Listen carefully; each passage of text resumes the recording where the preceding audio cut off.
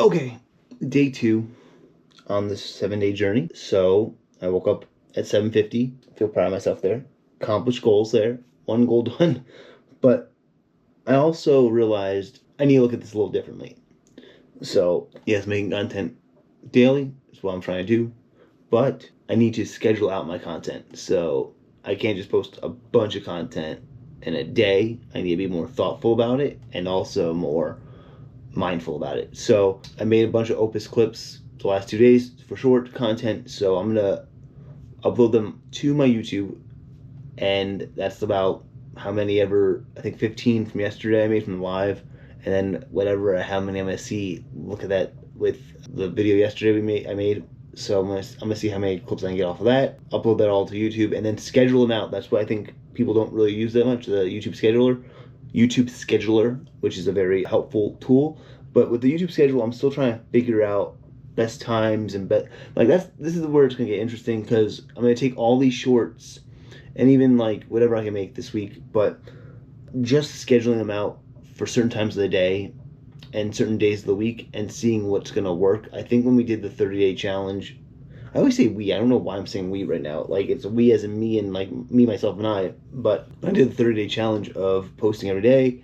I think Wednesdays and Thursdays were like the best days of posting shorts, if I'm not mistaken. Maybe Mondays too. I don't know. I have to look back at my notes. I think what I'm gonna do with that this time around is I'm gonna do a Google Sheets and kind of like actually look at the days and like the times I'm posting and like put them all in the Google Sheets and kind of just figure it out from there, because that's going to make the most sense, because at least I can go, okay, well, 9:30 doesn't work, 9:30 a.m. doesn't work, or 10:30 a.m. works, 9:15 works, or whatever time. I need to figure out what times work best, because then I can narrow that down and then go, okay, next thing we're going to do is we're going to try these days, and now these are the times that work and stuff like that. So we're going to do that. So that's the goal for today. Finished the workout, did about 25 minutes, give or take.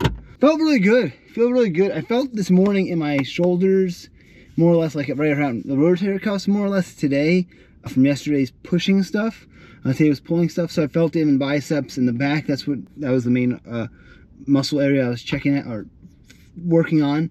But yeah, I felt really, really good. I mean, yeah, 25 minutes. I didn't get to do like 2 workouts because again, the benches were all like filled.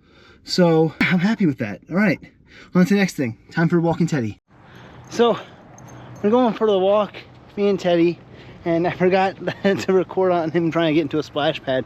So we got a little wet right there, but it's tough. It's tough to remember like to do things like, record these moments and stuff like that for a vlog. And so it's like, oh my God, what do I... So yeah, but yeah, we're going on the walk. We hit 1.5 miles so far. Really nice walk, really nice out today. It's about like 89 degrees at the moment. A little hot, we were a little sweaty, but he's having a good old time. He's enjoying himself. Look at him, look at this dog. He's just happy, he's peeing now, he's gonna try to, no, don't lick that, don't lick that, come on. Good boy, good boy. Here's Teddy. Okay, Teddy, go in, get some water, buddy. Okay, we did about 2.34 miles. That's the best walk we've done so far. We've almost, if I didn't start this a little later, we probably would have had 2.5. Breakfast, gym, walk, all before 12 o'clock. Done. Now I can work on what I want to work on. Well, actually lunch first and then I'll do that. I need to rest for a second. Holy moly. I ran the last 0.10 miles, whatever it is. So yeah. Okay. How's the battery doing on this thing? So a lot of times on my Sony FX6, not a lot of times, but like every once in a while it asks for the APR, which is the black balance. So always just keep in mind to do that. So that's very important. It kind of like just helps hold on. Definition coming in 3, 2, 1. Black balance is a camera adjustment that eliminates residual current from pixel sites when there is a complete darkness, also known as thermal noise. It's similar to the white balance, but is performed on black instead of white. Why is it performed? The camera has been idle for too long. There's a significant change in the ambient temperature. The gamma setting has changed. The camera is being used for the first time, or after a long period of not being used, the sensor mode has changed. Black balance ensures that the red, green, and blue values are all at 0 when they're black, which results in a solid black. It also evens out the brightness of the pixels, which helps reduce noise. With a CMOS sensor technology, black balancing may not be necessary as it is with CCD type devices. Okay, so here we go. Auto ND on, and do I look ridiculously bad? Okay, I'll try to raise this up a little bit. Check the bubble. We are not leveled. All right, we are leveled. Just a little bit of height actually does a lot to one. Okay. All right, how are we sounding there? Okay, audio, another important thing. Today we are using the Deity Theos system to record our audio. Okay, and then that, cool. And then we are gonna be using, obviously, the Deity. But something I've been using a lot lately is this thing called a vampire clip. See this? It's awesome. But yeah, these will hide the lob, basically. So excuse me. Don't want to be rude and show you my body. With a vampire clip, it just has teeth that go into your cloth and fabric. Now, as you see right here, it's right there. It's plugged in, and it's not even shown in the shirt, if that you can see that. So that's awesome. It's hidden. It's like invisible. So we got that. Let's format the card because that's kind of important. How to practice cinematography by yourself? That is a great question because it's easy. It's easier than you think. It's also, there's a simple thing to this, practicing cinematography by yourself, because at the same, I don't know what I'm saying sometimes. Alright, let's just talk about facts and facts as is. Practicing cinematography. So you're probably asking yourself, why did I buy mannequins? Actually, to practice my cinematography. Yeah, so basically, that's how you practice cinematography by yourself. That's the short, simple answer, but I'm going to show you how to use this in a real scenario. So come with me if you want to watch. Okay, that was terrible. Let me just be honest and frank with you. I need to do that again. Okay. What's up? In today's video, we're going to Wow, this is what's hard. It's hard creating content off the cuff, A, and B, not being fully comfortable in front of camera and kind of not knowing what you want to talk about or how to explain it. Because again, this, two different things, and it's hard for me to do a lot of times. So in today's video, we're going to talk about how to practice cinematography by yourself. Now, that peak? Shit, did that peak? No, it didn't. Oh, that's just the focus of that. Okay, 3, 2, 1. I thought I peaked for a second. That didn't help. I peaked in high school, probably. The one thing that's kind of bad about vampire clips, but it's more or less, you have to be careful. See how the teeth kind of are coming off the edge? It should be a little closer, but that's also, it tugs with the string of the thing. Thought about this, and I might make this video tomorrow, this how to film yourself or how to practice cinematography by yourself. I'm not too sure actually, because it's hard because I want to do this video, but having no plan is not very helpful also. I mean, having a plan would be better if I did have a plan, or just a game plan in general, but we'll just see how this goes right now. 100% solidly sold, but then, you think about more and you kind of get into your own headspace about making stuff, right? And that's the problem. Like, you're in your own headspace about making things, and you start kind of going, well, what do I do? How do I do this? Check 1, 2, 3, 4. Cool. You start questioning, how do I start the video? It's always about an intro, right? An intro is always first, and an intro is always basically the thing we want to do, and it kind of give the thesis or hypothesis or whatever the idea of your video is about. Like in this video, it's about what? Oh my god, I don't even know the thing. This is sad. I've been talking about this all day. How to practice cinematography by yourself. That's the lesson in the video, right? That's the lesson of the video. But hear me out. Why do I have to start with the intro and like what my hypothesis, what my thesis is? Why can't I start with making the content and then doing it? I never think about those things. I always think like, oh, I need to do the intro first, and then through the intro I'm gonna make this video, grand old video. But if I do that instead, I think that will help me make the video. So I have to actually look at myself now and go, okay, well, screw the intro. Let's just forget about it. Let's start from scratch, and let's just show you how to practice cinematography by yourself. So that's the key today, practicing cinematography by yourself. So let's just do that, right? So here we go. So it's kind of funny. After I got out of my office, I saw this shot, and I was like, oh, that'd be cool to do a shot for the video. And then I thought about it some more. I'm like, well, let me just make a short.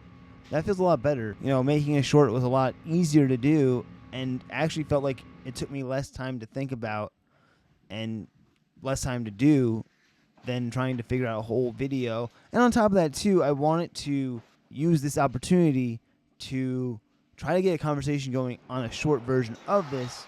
So when people see this, I can now take comments and read them and then go, okay, well, they want to know this, or they have a struggle with this, or you have a struggle with that, or it's what are you struggling with when you film by yourself. So I want to touch on those pain points, and I'm going to touch on pain points as well too. So yeah, that was my whole idea when I did the short version. Let me just release a short, show you guys this is what I want to do a video of, and from there make it a long form video too, to explain it a little deeper and a little further. I bought out my iPad and hooked it up to my ZG Cine battery with the small rig V-mount plate adapter thing that I can hook up just right to this light stand, which is really nice, so I can actually see myself when I was making the video. So that was really cool over there. And I also recorded it to my iPad as well, so I just pressed that iOS button right there. If you see that, I took it away. But if you saw it, you can also go live, and that's hooked up to the Axoon CineView 2. So I'm not actually doing any audio for this in the sense of like laving myself up and speaking. I'm just gonna do it through voiceover. So I think that gets a better impression on YouTube and social media platforms in general. So I'm gonna cut this up. We're gonna put something up together so we have something right away. So because again, I think I didn't really explain this in the last 20 or so minutes of me kind of just doing this. I am going to do how to film yourself, how to practice cinematography by yourself, but I wanted to present a short first of just like teasing people about it. Hold on. So I wanted to present this to people in a sense of like, let me show you how a short form of like how this is a really quick tip of how to practice cinematography by yourself. FX6 rig, look at that thing. It's a sight of beauty. I think I've gone over my rig a handful of times, but if you have any questions, comment below about it, and I can be more than helpful to tell you what's on the rig itself and what pieces I like to include. This is a Benro tripod, by the way. I don't know if I've mentioned this a lot, but Benro is awesome. I love their tripods. I actually love their heads a lot more.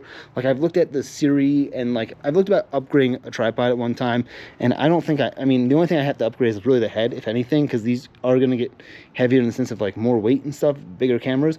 But I've looked at like the Siri or the Siri, those tripods. I don't like the heads. These heads just seem right to me. Like, I don't know, there's something like weird and finicky about those things. And like even small rig, I love small rig products, but like the head, I would still use this head and probably change the legs, if anything. But other than that, I love this tripod. I had this for about almost 10 years, this tripod actually.